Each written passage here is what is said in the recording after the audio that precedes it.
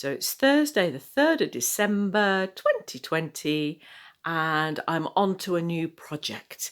Here's a quick glimpse of a little front window situation that I've done for Bearwood's Winter Wonderland. We've all decorated our front windows to cheer each other up during these dark times. I've been asked to create a Blackbird mosaic, and my friend has sent me a Blackbird image from her Christmas card collection.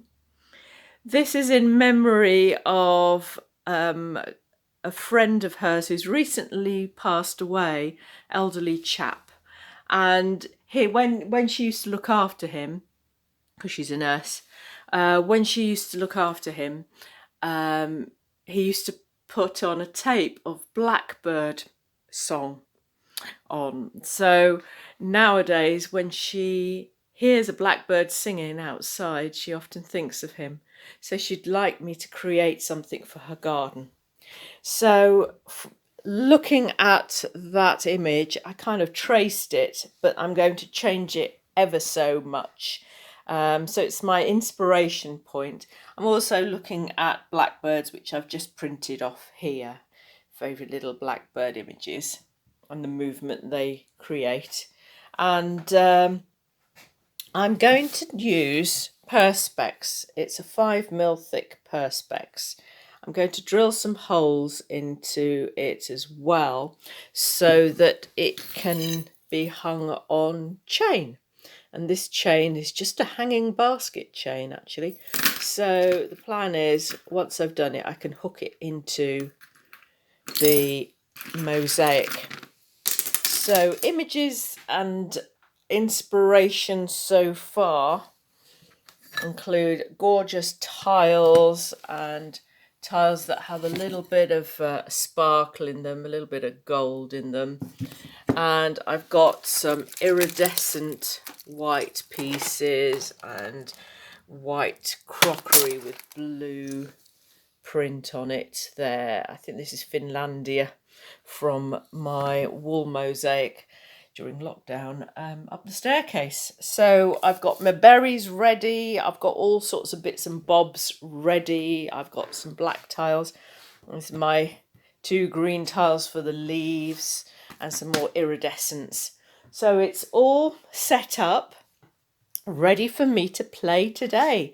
I'm not quite sure how the background will be. I'm not sure if it's going to be a winter scene or just different shades of green. We'll see how that goes. We'll ask the client soon enough after that, once I've done the bird and the leaves, what she'd like in the background. So watch this space.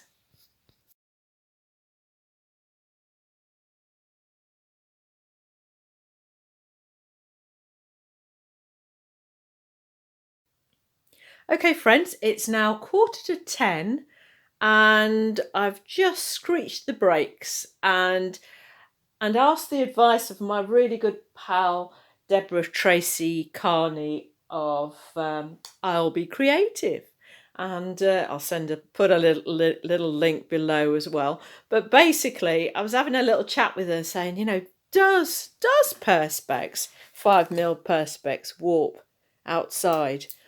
And I wasn't convinced that it would be stable. I think when it's smaller pieces, other than a 30 mil, it'll be all right. 30 mil, 30 centimetre. If it was 30 mil, it'd be fine. But I think 30 centimetres, it might warp. It might warp. So I've decided to use fiberglass mesh and create it onto that. And Deborah said that she's going to send me some marmox. So I'm going to try out some marmox because I haven't got any and I haven't got a clue what to get.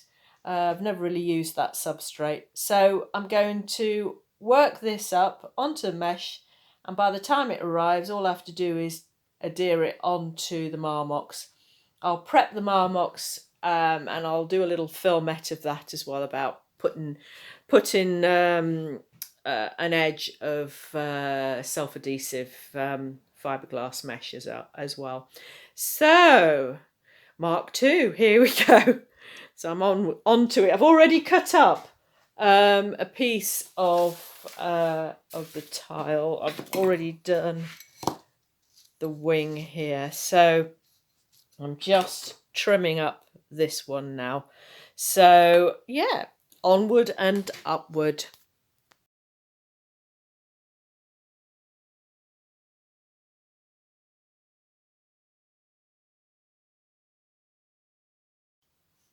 So I'm making good progress with the Blackbird. He's looking delightful. I say he because blackbirds that are black are male, whereas the female, the hen, would be brown and mottled. So he's looking quite delightful with iridescent green-esqueness from a tile. In fact, it's all the same tile, but I've used different parts of it.